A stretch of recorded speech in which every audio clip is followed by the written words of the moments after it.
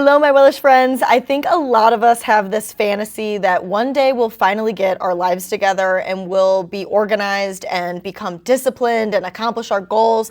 And then finally, we'll let ourselves relax and enjoy our lives. But I feel like that's backwards. I think that the pursuit of a perfect life is actually what's keeping us from experiencing the life that we already have. So today, Brian Pultro is back on the podcast and we're talking about ambition, joy, achievement, regret, and whether we've accidentally turned being human into a never-ending self-improvement project. Brian, welcome back. Thank you so much for being here again. Thank you so much for having me. I really appreciate it. I'm looking forward to this conversation. Thank you so much. Me too. So I want to know what your belief is about living a good life that you have completely changed your mind about. That there's a goal to be achieved. Yeah. I think for most folks to achieve a goal, they have to actually say, I don't want any more than this. And I don't know that human beings can actually do that, right? You know, once we achieve a certain milestone, we don't just stop, sit down, close our eyes and say, okay, this is it. We're looking for the next thing that we can do, the next thing we can improve on, and it's never-ending cycle to chase something that we feel is going to improve our lives. And it's that constant chase of saying, yes, my happiness is over the next peak, the next hill, the next achievement, that I think kind of messes with our minds and, you know, in the day-to-day has us not feeling as well as we could be. Yeah, amen. I so agree with that. Have you ever had a moment that you realized that you've been preparing for your life more than you've actually been living it? I feel like a lot of the time when I think of this for myself, I feel like I think of like the overarching goals that I'll have about like career or maybe like for a family or for the amount of money that I'm gonna make, and that I feel like I am constantly striving to make my life look a certain way instead of allowing it to just be what it is, and kind of heading into more of your philosophy, just experiencing life as it is in front of you and allowing yourself to be present and enjoy those moments compared to always comparing yourself to like what it's supposed to be.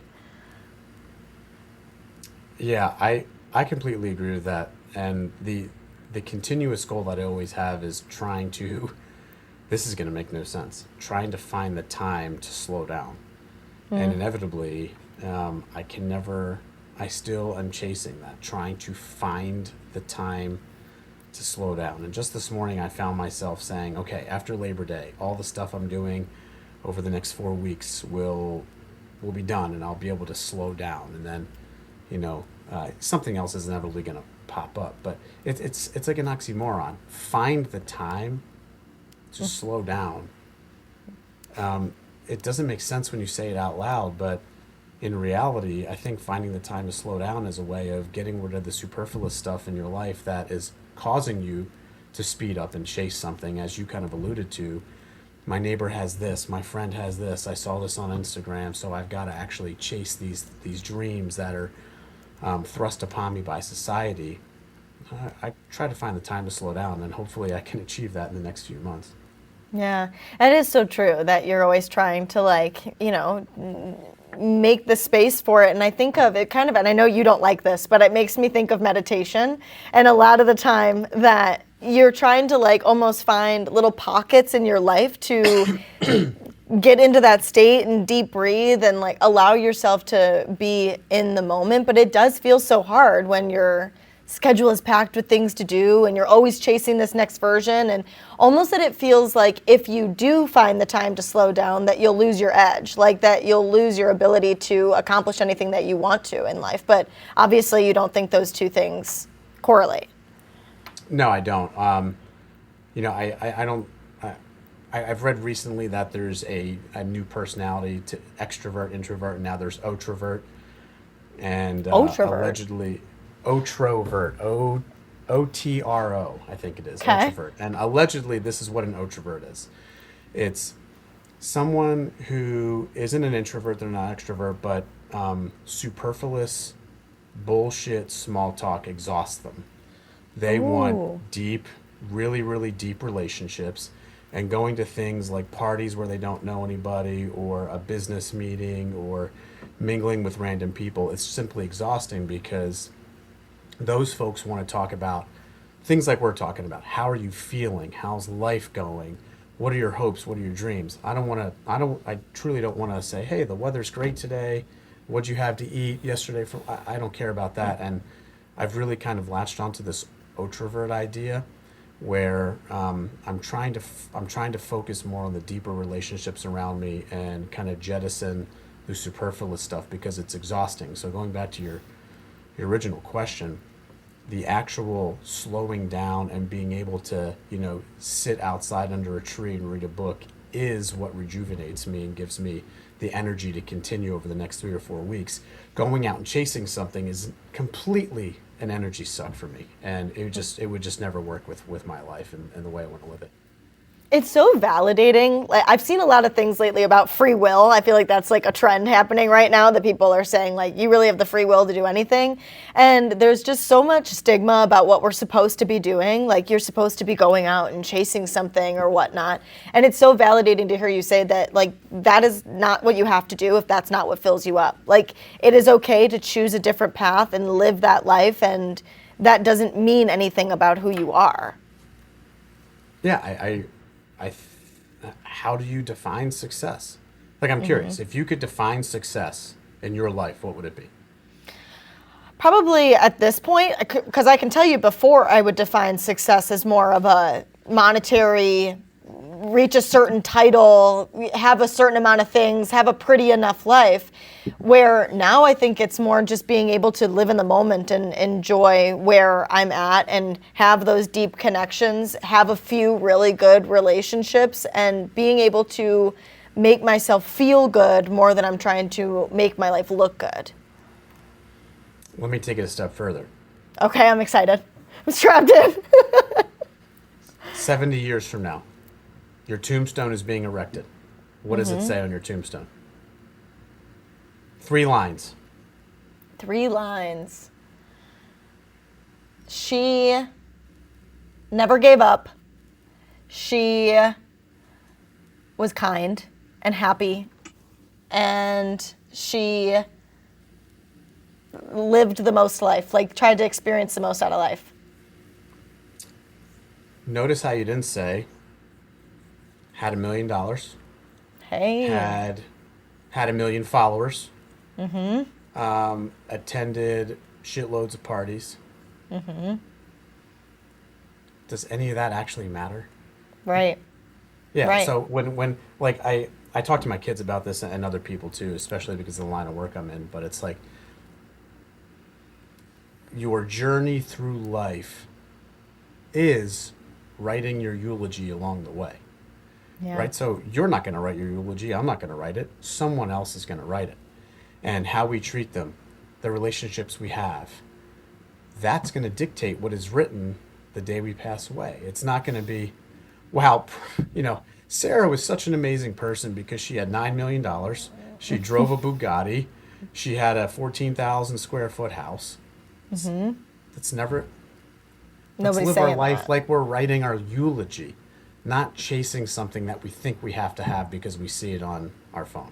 I love that. Absolutely. Okay, so I was actually going to ask you. It's kind of funny you brought this up because I was curious if someone got to the end of their life, like let's say you're supposed to be living your life like a eulogy, you hear that, and the person listening is like, "Fuck, I'm not doing that. I feel like I'm not happy. I feel like with myself and my life, and I'm not successful." Let's say they get to the end of their life and they still feel that way. What would you say to that person to help them reframe the way that they're defining the success of their lives? I don't know that. I think defining the success of everyone's life is so incredibly deeply personal. Okay. I don't know that my opinion matters. And the reason Oh, I I say love that that. is I'll give you my sister, for example. My sister is a vegan and she owns an animal sanctuary in South Jersey. So she rescues animals. She has about 55 animals. Her version of success, and I'm speaking from my opinion, I haven't asked her this. Her version of success would be how many animals did I save throughout my life, and how many I guess, as a byproduct of being vegan, how many animals do I think I saved over the course of my life by being vegan? That's how I believe she would define success. I would define success as, did I raise upstanding young men that will contribute to society one day, that had manners, that were kind, that were polite and respectful? How did I treat my wife over the course of our marriage? Was I a good friend? Was I a good husband, a good father? And did I give back to society in some way? Everybody's measure of success is deeply personal. But I think everybody in here feels what their measure of success and self-worth is. But when they see this image it's supposed to be online, it really fucks with them and kind of pulls them away from their true self to be someplace where society tells them they should. And if they just kind of block that out, look back in the mirror and know what's important to them and be true to themselves, they'll know what success in life is defined by. Almost to a point that we might not even know how we would define success or what our version of that is, because we're being so warped by what society and the internet and your grandpa and your parents and your friends are all telling you that you should do.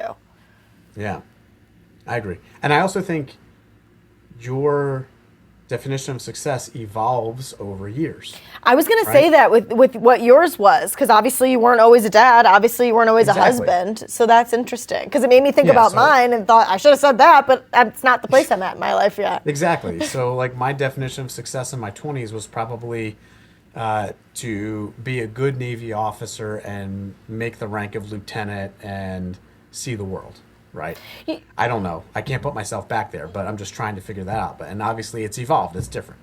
Well, what that made me think is, so, because like, doesn't that count? Like, you did that, right? So like, if you're living the eulogy of your life, you are there's no, I feel like there's just not one final area for you to say like, okay, I did this thing, because I can hear my rigid brain kicking in saying, okay, so if I have to live my life like the eulogy and I have to figure out what my success thing is going to be, and then I'm going to make it measurable, and then I'm going to attain it, like, relax, dude. Like, it's just like, that's always going to evolve. You did that thing. There's just always pieces that you're going to be better at and not, right? I agree with a single nuance, and that is, I think the evolution of how we define success in our lives isn't like coming to an intersection at a stop sign intersection and then going through it, and that hasn't been a goal, right?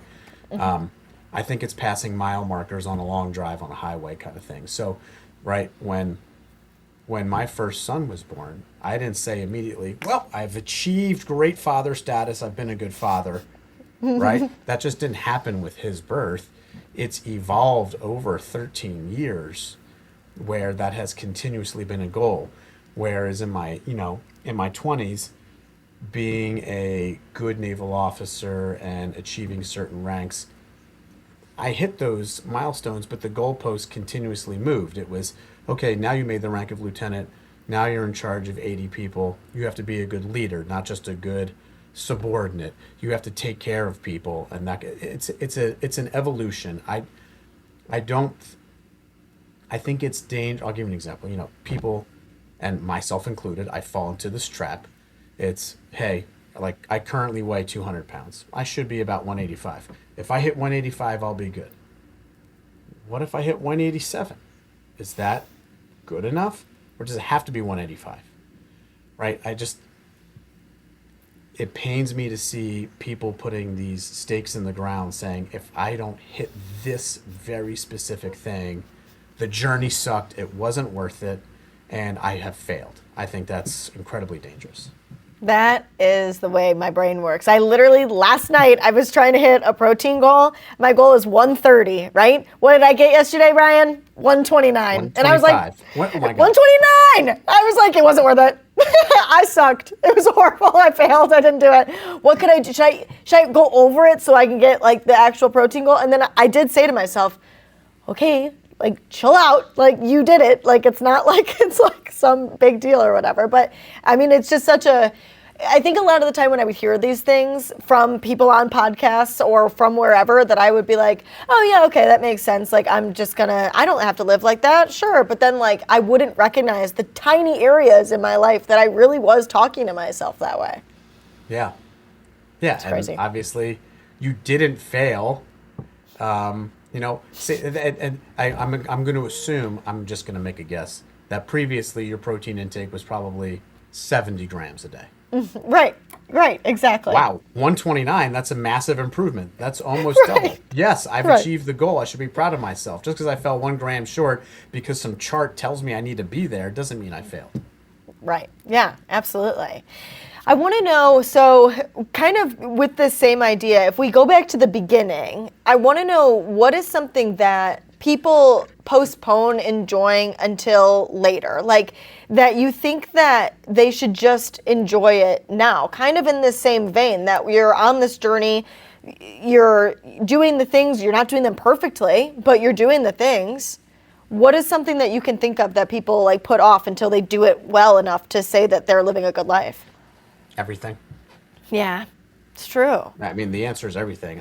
I feel like a lot of people won't take the leap or manifest something out loud to other people unless they feel they have achieved a ready status or some kind of perfection before they do it. It's almost like embarrassing if you don't. Like, you have to prove that you have the credibility to say that thing out loud or claim that as your own.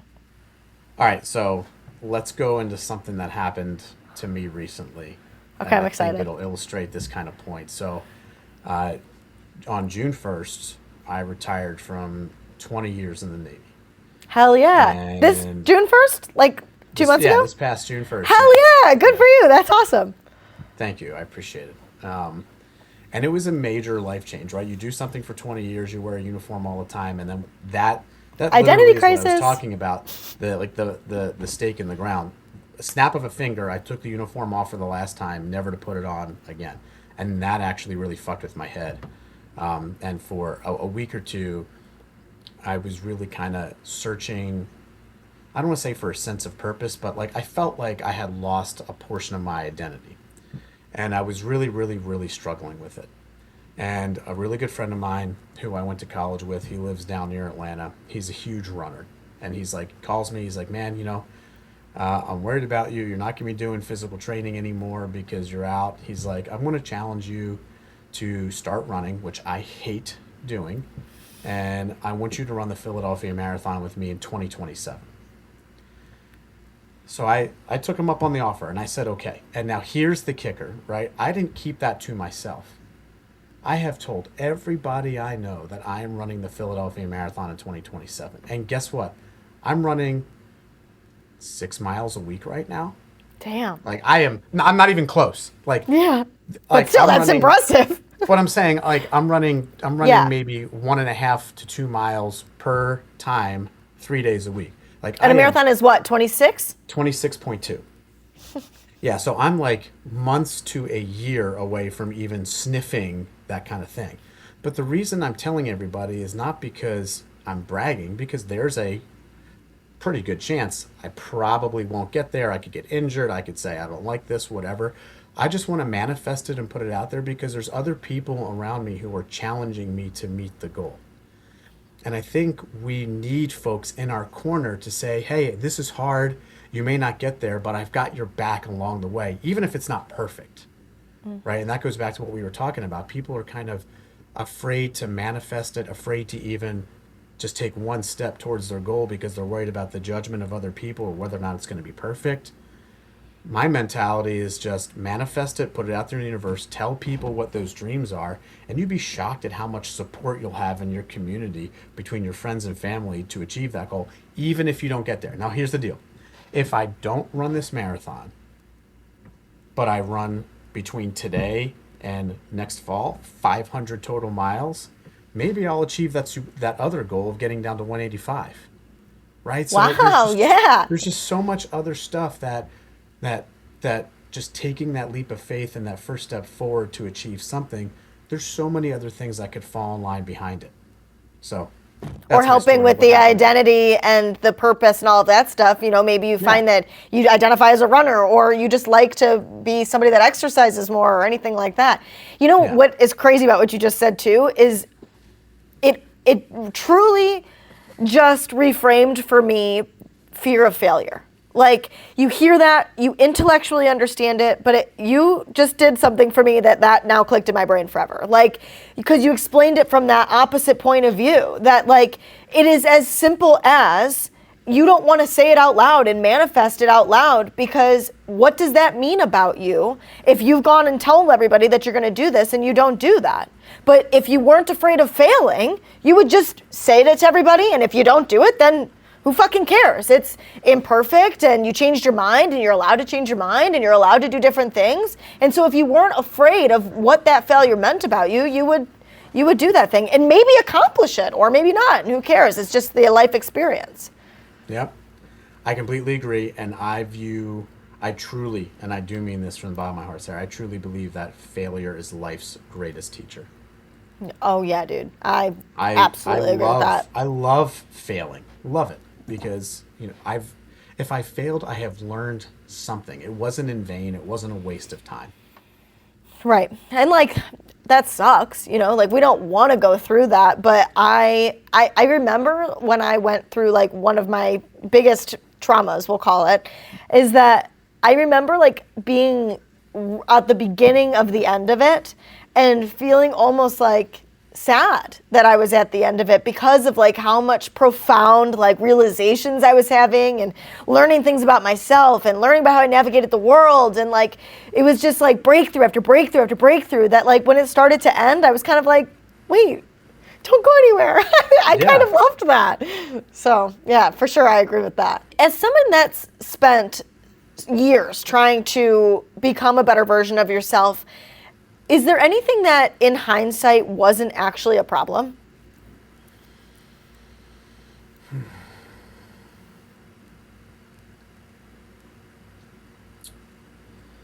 Yes. Okay. Well, I'm gonna caveat that with something. I love it. Okay. So I'm gonna give you an example of something that legit makes me Wellish because it's kind of stupid. Okay. When I was 16 or 17, my dad pulled me aside, and I forget what I had done. It was something about like I needed the car to go X, and my younger sister needed the car to go Y, and I thought that mine was more important. And he pulled me aside and he said something to the effect of, "You're the most selfish person I've ever met because of this," and that still sticks with me to this day, to the point where it gives me trauma to even accept recognition or open like a birthday present or a Christmas present in front of people, because I don't want the spotlight on me, because I view it as selfish. And when I look back on that, that instance itself may have been an example of being selfish, but over the trajectory of my life, I don't think someone who raises their right hand and says they'll die for the country can be selfish. And, I don't think someone who, does volunteer work or, raises 3 kids can inherently be selfish, because those are all sacrifices. I don't mean selfish as in, yeah, okay, I like time to myself to read a book, but you know what I mean by that. Once everything to You're be not an about. inherently selfish person. Yeah. Yeah, yeah. So that's something definitely that I used to believe was true. Now I know it's not true, but I still carry the trauma from that, where like my birthday and Christmas are super close together. So my birthday forever has always been combined with Christmas. But when the family's gathering for Christmas and they spend the 10 minutes on my birthday, and because everybody's already there for Christmas, we have like 30, 40 people. I'm like, okay, well, I don't want these 40 people watching me open these Christmas presents or birthday, because then it's about me. And it's like, I get super anxious. Like, I just want to crawl in a hole. And that's all because of what happened when I was 17. It's interesting because I've been listening and hearing recently about how your specific thoughts don't make you that kind of person. It really falls into the same category. Like if you have a jealous thought or you have an angry thought, that doesn't inherently automatically make you that type of person.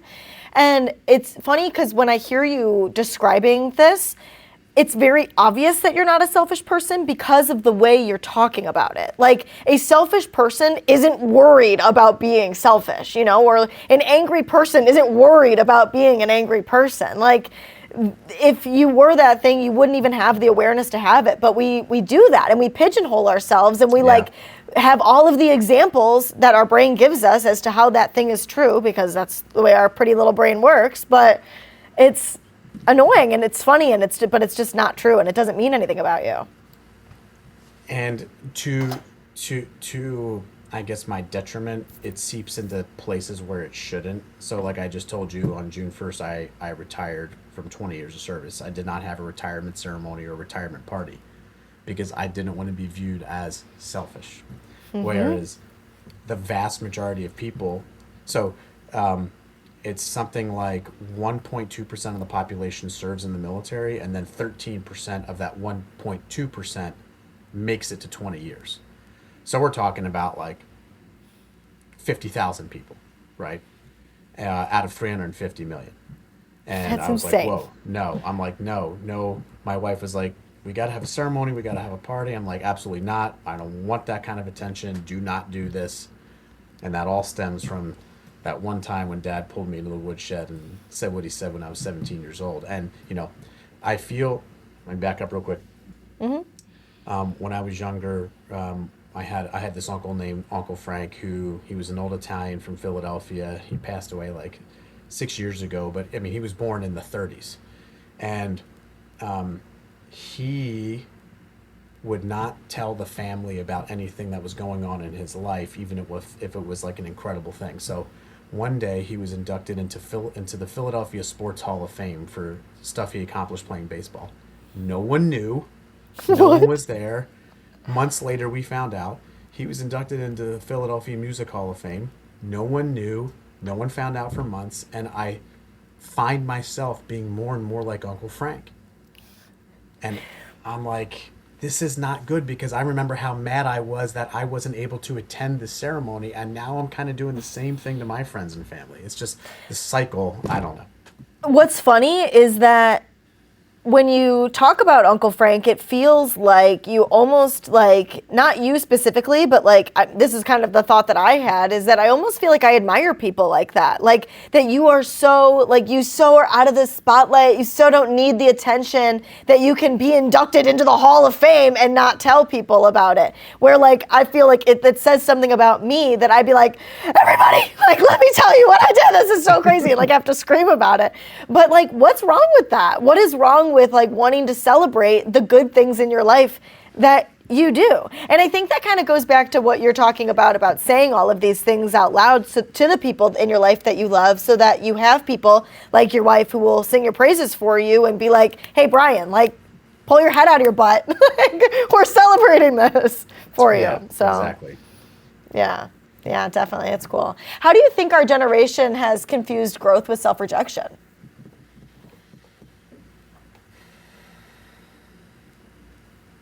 It's just the expectations of society have become so, I would say, almost unattainable, that it just becomes a muddled mess. Like, I guess my question would be, what does that even mean? So I'm asking, like, what does growth versus self-rejection even mean? And I'm not saying this specifically about you. I feel like we try to put a label on everything today. And like, if you go to the grocery store and read something that has 90 ingredients, you're like, this is bad for you. Oh, okay, I love this. Why are we labeling every single thing that happens in our lives today? Yeah. It just becomes so overwhelming. It's just, hey, like, why can't we just be true to ourselves, be who we are? I'm going to go back. What is growth versus self-rejection? What does that mean? So I feel like to speak on that first, it's almost like if we didn't label, then we would be able to it would require us to accept and embrace the good and the bad things about us, where like the label almost separates us from the issue and allows us to feel less bad about ourselves in some sort of way.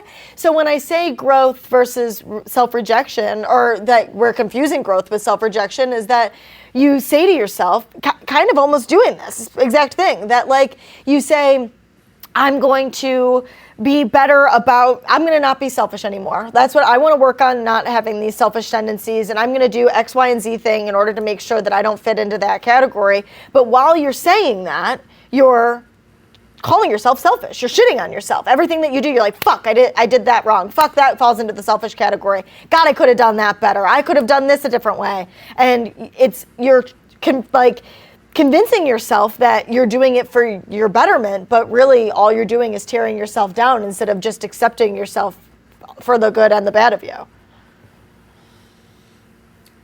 Now that you've said that, I think my answer is going to be that self-rejection is inherently part of growth. So Okay. I think acknowledging those things that we don't like about ourselves that we want to improve and saying them out loud and manifesting them to ourselves is important. And over time, I think that self-rejection kind of morphs into self-worth. I'll give you an example. Oh my God, I'm so selfish, I'm so selfish, I'm so selfish. 3 years later. Yeah, I've been selfish. 3 years later. I don't know that I'm selfish anymore. But telling as part of the self-growth journey, I began by telling myself how terrible I was, and then I worked on fixing it. And over the course of time, that self-rejection morphed into kind of a self-worth and self-gratitude for being able to look in the rearview mirror and say, see that guy who was there who I self-rejected? He's way back there. He doesn't exist anymore. And now I'm here knowing that I don't do what that guy did anymore. I think it's inherently part of growth. I don't think it's binary as something we're trying to achieve. Yeah, so you're saying essentially that it's something that's going to inevitably happen, and that eventually as we continue to grow, we will move past being a person that does that? Oh, absolutely, yeah. I mean, there's very few people on planet Earth have the ability to look themselves in the mirror and say, I'm perfect. Yeah. So, I would say nobody. I know you're not supposed to say, we're not supposed to speak in absolutes, but I'm speaking in an absolute for that one. Because fuck that. Yeah. Yeah, it's true. I think that self-rejection is part of self-identification on things you want to improve. And it's okay to, I think, look at yourself and be unhappy with some of the things you see. But as long as that growth trajectory allows you to move away from the unhappiness and celebrate the change, I think they're intertwined. Yeah, I love it. When does ambition become a distraction from the things that actually matter? When ambition is your identity. Interesting. Tell me more. I'll just use business as an example. Okay. If your goal and your ambition is to start your own small business, make $10 million a year, and showcase that by driving a Bentley, the ambition itself can essentially encompass and envelop your entire life to where the things that truly do matter are kicked to the curb to achieve that ambition. I think ambition is great, but it has to be bottled and compartmentalized and only kind of explored at the right time and the right place. And obviously I'm in a different stage of life, so I have family and kids. If I were to bring my ambitions home around the dinner table, there is no way I could focus on what happened in middle school today or what happened in flag football today, because I'd be so obsessed with thinking about profit and loss statements. Where's the next client going to come from? How can I increase my margins? So I think ambition can be dangerous if it begins to just consume our lives in a way that those things that truly matter are just completely pushed to the side. And if you don't find a way to use your ambition as a tool, it'll just be another means of you shaming yourself. Because if you sit at the dinner table and you sit in your bed and you sit on your couch and you never find a way to draw a line in the sand from when the ambition stops, you don't get to do exactly what we're talking about and enjoy your life. Exactly. And I feel like too, you make yourself feel like you are doing something, but you're not. You're just sitting there ruminating. Sorry, I didn't mean to interrupt you. Yes, well, you're sitting there ruminating, but then what's going to happen? And I mean, this won't happen to everybody, but I think it's just a cautionary tale. Eventually, at some point, you will achieve that ambition, and once you get out of the fog of the chase of the ambition and you look around, you're not going to have anybody around you. They're going to be gone. Yeah. Because you became so hyper focused on that ambition and you neglected everything else, those relationships you had to nurture, your responsibilities, that those folks who relied on you, they were gone a long time ago while you were still chasing that goal. Yeah, for sure. Absolutely. Why do you think people are so afraid of wasting their lives? Are they? Are people afraid of wasting their lives? I feel like in the sense of always trying to chase the next best thing. Okay. I think that's got to kind of be broken out into two categories. Okay. I truly, listen, I have a family member that I know is literally their routine is wake up in the morning, watch TV for 12 hours, go to bed. That person has made a decision that they are okay with wasting their life. So I do think people are okay with wasting their life. And if they feel like they're wasting their life, like that's up to people's definition. Exactly. Like maybe that person doesn't feel that way. That's why I said. I said, are people wasting their lives? Because it's completely up to them whether or not they feel like they're doing that. Right. If they think that they're so afraid of it, it's because they're not doing what they want. Where like if you're doing what you want and you sitting there and following your routine every day is what you want to do, then bada bing, you're good. But if you're the kind of person that's sitting here afraid of wasting your life, you're spending a lot more time in your head than out in real life. Yeah, I think the waste part, and I'm so happy you asked this question because this is intriguing me, making me think. If you and I met in Central Park, okay, and you saw me with no cell phone, no headphones, no nothing, and I was just reading a book, but you had ambitions. You had your headphones in, cell phone out, and you're on a laptop doing spreadsheets and trying to figure out your next side hustle and all that kind of stuff. Are you wasting your life? Am I wasting my life? Who's wasting their life? I look at you and I say, wow, she's wasting her life. We're in this beautiful park, Central Park. Sun's out, birds out. She's on her lap. She got her face in her laptop, cell phone. What a waste. And you're looking at me saying, this guy's not working hard enough. Look at him. He's on a blanket reading a romance novel. Why isn't he trying to achieve the next thing, right? Yeah. Who's to say who's wasting whose life? Right. So as long as you're doing whatever makes you happy, stop trying to define it by somebody else's standards. Completely agree. 100% agree with that one. Yes. I love that. What's the difference between a meaningful life and an impressive life? You tell me. What is your opinion? I think it goes back to what's going to be on your tombstone. I think it would be insanely impressive if I could shoot a 72 in golf, hit a 450-foot home run, bench press 400 pounds. Those would all be incredibly, run a marathon. Those would all be incredibly impressive feats. What was the word you used for the other part? Meaningful.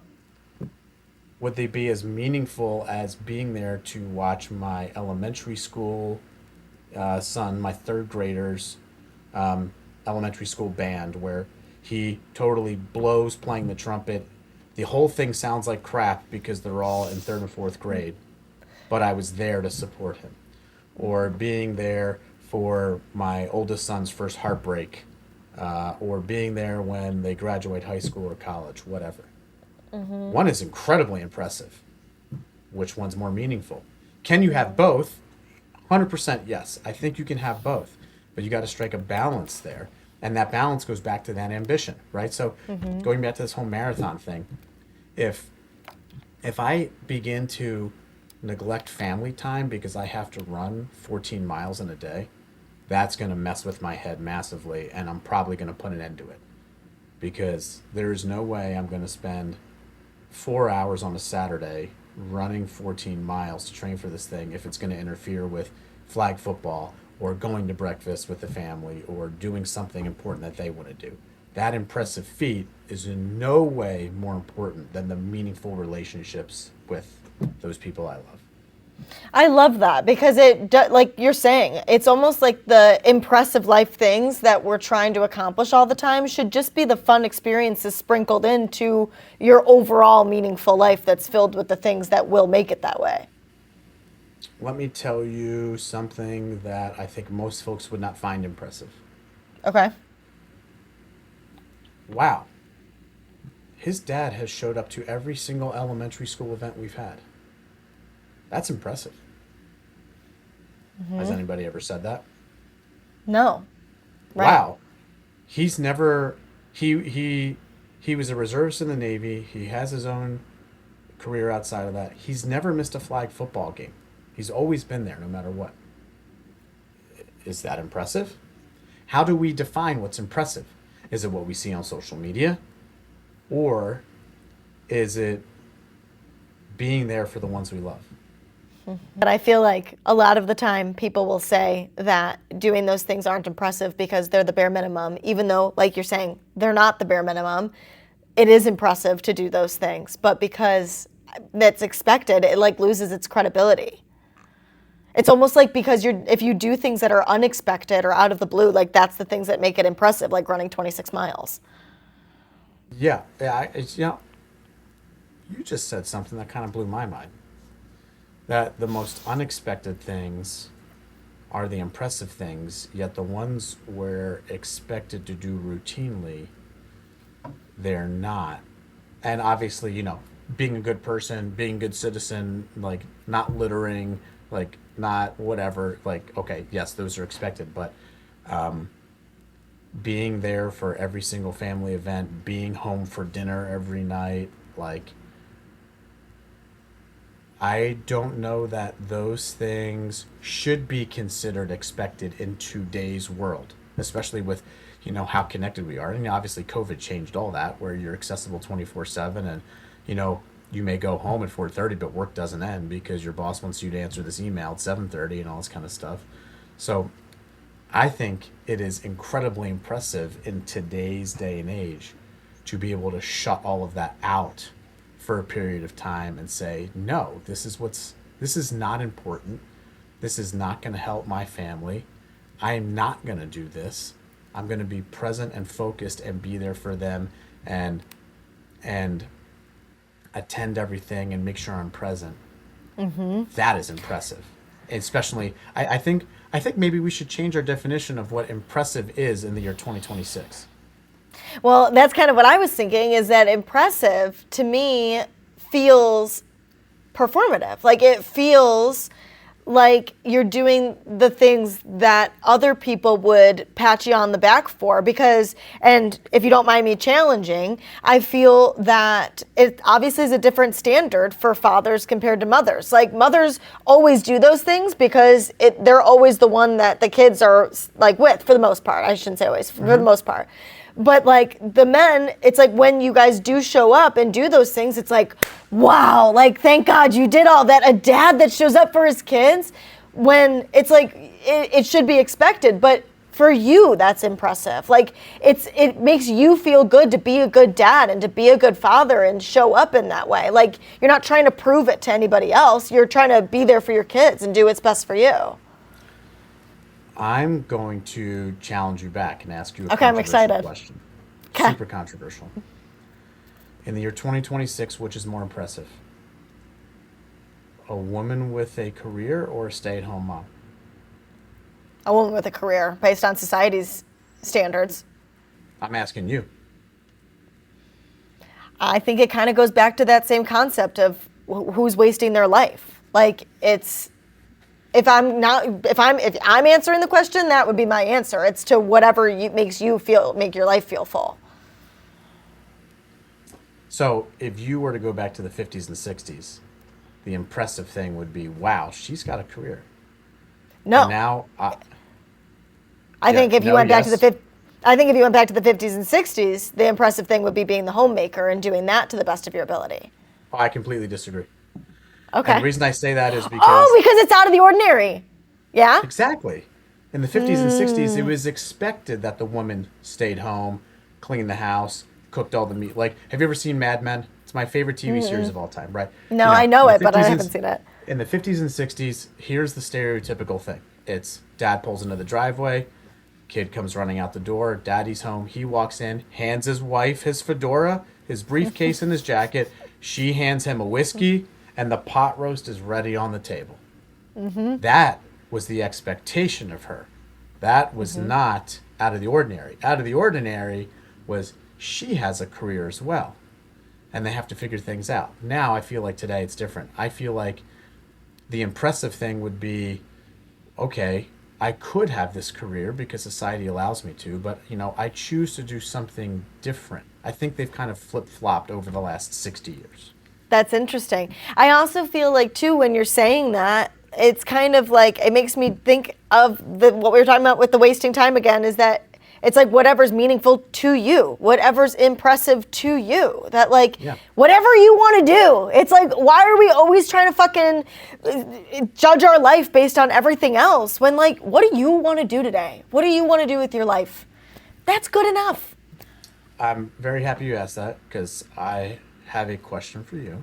Okay, I'm The excited. question is, if you could plan out your ideal day from the time your alarm was set to the time you go to bed, describe your ideal day. From, like, I want to know, I wake up at 6 a.m. and then do X. Like, that's kind of detail. What's your I ideal want to day? say my ideal day would be waking up and reading for fun. Like, not reading something that's like self-help, that I'm like reading for fun, that I get to enjoy. I probably have an iced coffee. I am in my house by myself. I can be like in my room and, have my nice little sounds playing, my nice little smells going, the window is open. And then once I'm done doing that, I make myself a healthy breakfast. I mosey over to the shower and can get ready slowly, like make myself look nice, but do that with like I've got all the time in the world to make that happen. And then probably going somewhere that I'm outside and around people, but not something that I actually have to interact with other people. So like the beach or like a coffee shop or like something like that. And then I would say after that, going to lunch somewhere cool, like just like a cool, pretty looking place with good food. Maybe I can get like a Bloody Mary there or something like that. And then I would say the rest of the day would be spent with people that I love. So like, let that be my sister, my boyfriend, my family, friends, like just being able to like have plans doing with them whatever it is we go do, just being able to interact, whether they join me there or whatever. And then go home, be able to like eat dinner and spend the night watching TV or reading my book or coloring, just doing some sort of relaxing thing, and I can get to bed at a normal time. Would be my ideal day. What are the two things you did not interject into your ideal day? Exercise? Nope, that's not what I'm thinking. Oh, you're thinking like something impressive, right? You didn't inject. I never heard you say, I would like to spend an hour or two on my phone, Oh, scrolling, yeah. doing bullshit. And I didn't hear you say, part of my ideal day would be building something impressive, like my business or anything like that. Yeah, it's true. Why is that? Why wasn't spending time on your phone or building something impressive part of your ideal day? spending time on my phone is kind of going back to what I said about not wanting to be around other people. Like when I spend time on my phone, it makes me feel like I am immersing myself in the world, and I like to be in my own world. Like I feel happy like being by myself. So like that's why I wouldn't have picked that. And then the business thing, it does kind of surprise me because I spend most of my day doing things for Wellish. So like I think that it comes from a place of, you're probably not into zodiacs, but like I'm a Taurus and I love to just like sit and be relaxed. And my ideal day is just relaxing and not caring about the fact that I'm relaxing or feeling guilty about that. So that's probably why, because it's something that I put so much brain juice toward. You stereotyped me. You said I wasn't into zodiacs. I did stereotype you. My mom was huge into zodiacs. She would have like She was? zodiac parties when I was a kid. Shut up. Are you kidding? Yeah.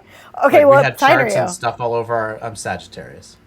You are a Sagittarius. I love that. That's so funny. I love that you like it. I did stereotype like- you. I feel like men aren't into it. The question of like your ideal day, you gave the perfect answer. I don't think anybody on planet Earth is going to describe their ideal day that is not doing something for themselves or not spending time with those they care about and love. No one's going Yeah. to say, my ideal day is wake up at 5 a.m., answer 40 emails, sit on an Excel spreadsheet for 6 hours, watch CNBC. No one is saying that. But So that's we actually have the why societal pressure to do it. Well, and that's why I put in there, oh, yes, for sure. Well, but that's why I put in there the eating parts, because like in a lot of the time I fuck that up. And like I skip meals and like I don't prioritize that because I'm so gung-ho on doing being on my phone and working on the business things that I'm like, fuck lunch. I don't care. Like, I don't have to do that. What I wish I had put in there was like exercise. I didn't put that in there at all, or like, something like that. But right, exactly. That it's like you think that you're supposed to do these things, so that's why we make our day, like, especially like it makes me think of the morning routines, that like you look at the morning routines online and they're like drinking a green smoothie and like going to yoga and Pilates in the morning and like in the morning sunlight with their incense doing a meditation. It's just like, fuck, like your morning does not have to look like exact. I saw a video the other day of a girl that was like, I have the best morning routine. I wake up, I get myself a cup of coffee, and I go watch something on TV for 2 hours. And it's like, that's great.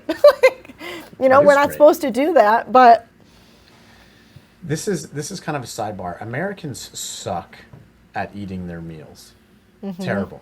Everything is geared towards eating in an isolated environment alone while you eat your breakfast sandwich on the way to work. You sit and eat lunch at your desk, again isolated, where there used to be interaction. And the reason I bring this up is I read a statistic maybe 6 months ago. I'm going to forget the exact numbers now, but I told my family about it. What do you think the average amount of time the average American family spends around the dinner table is today? 8 minutes. Not far. It was something like 22 minutes. Now, if you go back to the 90s, that amount of time was about an hour, over an hour. Now, or have we just lost our priorities? Do we not want to interact anymore? I don't know the answer to the question.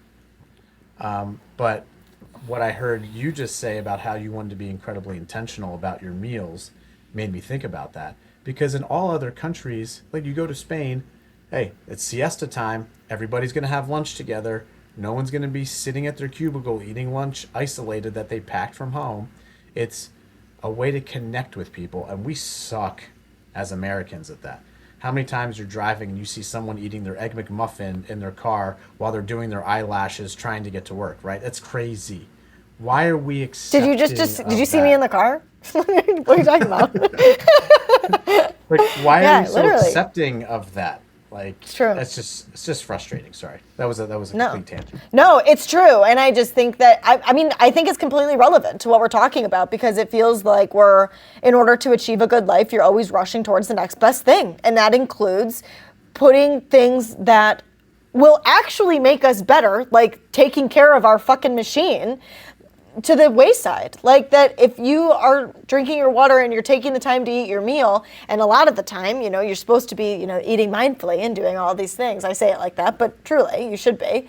And we don't take the time to do that because we think that wasting that time, quote unquote, is going to put us behind. And we won't get to where we want to go, and someone's going to pass us, and we won't have the good life we're trying so hard to achieve.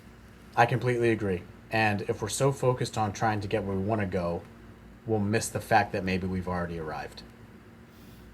Amen. Absolutely. Well, to wrap us up on that note, I have the kind of toxic, kind of well game questions for you, but they're different than when you were here last time. So I'm excited to read them to you. What has become clear to you as you've gotten older? That nothing actually truly matters, and no one is ever going to remember anything you've ever said or done that's embarrassing. I love that. What crossroads are you at the moment? I'm at a crossroads of trying to find a new routine post-military life that actually continues to keep me healthy, and I don't want to teeter on that, hey, I don't have to work out anymore, and that's okay. It's not okay. I need to keep doing it, and I'm still mentally trying to figure that out. I love it. What have you said yes to that you no longer really believe in? What have I said yes to that I no longer believe in? I don't know how to answer that. That's a tough one. Pass. I'll come back to it. What is a forgiveness you're withholding? Ooh. There was a recent family incident involving my sisters that I am having trouble letting go of how I felt in the moment, and I know I need to do it, and thank you for bringing that up, because it's probably something I will strive for after we get off this call. Perfect. How have you contributed to the problem you're trying to solve? The honest answer is I haven't, right? Hell yeah. And the problem I'm trying to solve is figuring out a wellness routine post-military life, and I have really been struggling with it. I am not having a large amount of success in that area. Mm-hmm. Can you be yourself where you are and still fit in? Yes. Why?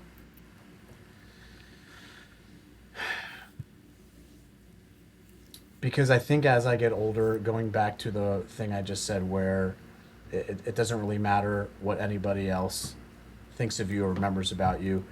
If you're trying to be someone you're not, God, life is hard and it sucks and it's got to be full of anxiety. It's just so much easier to be who you want to be, and someone across the room think, hey, that dude's a little weird. Yeah, fuck yeah, I'm a little weird. Okay, but that's me, and I'm going to do me. Mm-hmm. What is something you would do if you weren't afraid? Anything revolving around heights. Definitely afraid of heights. That's funny. If the next 5 years is a chapter of your life, what is the chapter about? The chapter is about preparing myself for life as a middle-aged adult who is going to be an empty nester in about 10 years, and the mentality around that. I am wholly unprepared, and I'm just being honest. I'm afraid of that season of my life. I don't know if I'm going to be able to handle it. It makes me incredibly nervous, and that's something that I need. I have a 7 to 10 year runway to work on it, and I think it's going to take all of that runway to figure it out. That's smart to do that. What's a toxic thought you can still catch yourself believing? That I'm selfish. If we meet a year from now, what will we be celebrating? The fact that I may be running a marathon, and then I next hope few so. months after we meet again. Yeah. I hope so. Oh, this is like super random, right? You're in the military, you have to have hair regulations. I'm now growing my hair out like this is the longest it's ever been, and I'm excited. So in a year from now, I might look like Bradley Cooper in The Hangover or something like that. That's so funny. Why was it you who felt the responsibility to do the work that you do? If not me, then who? Love it. If you could leave my Wellish friends with one piece of advice on becoming more well than toxic, what would it be? understand that goals, while they're achievable, they're not a finish line. They're going to continue to evolve. The goals you set today may not be the ones that are the right fit for you a year or two from now, and it's the evolution of who you are in the journey of achieving those. And those ever changing goals, it's okay to set a goal and then say I'm not into that anymore, and evolve and change and morph into something else. It's just about being a better version of yourself. Setting those goals and going after them, I think, takes us on that journey of becoming who we're supposed to be. It doesn't complete the journey at all. It just helps us evolve as we are taking the steps to get there. Amen. I love it. Where can people find you? Social media, Instagram, Brian.Pultro, PFM, and Facebook, Brian Pultro, Pultro Financial Management. Perfect. Thank you so much, Brian. I love talking to you. It is so entertaining and enjoyable for me to like have my mind blown by you. I love talking to you. So thank you for being here again. I Yeah, I appreciate really it. appreciate you. You challenge me in ways that I don't normally get, especially around the questions you ask me and the way you reframe things. So I truly appreciate your insights and everything. So thank you so much for having me back, Sarah. I appreciate it. Yeah, absolutely. I'm so glad.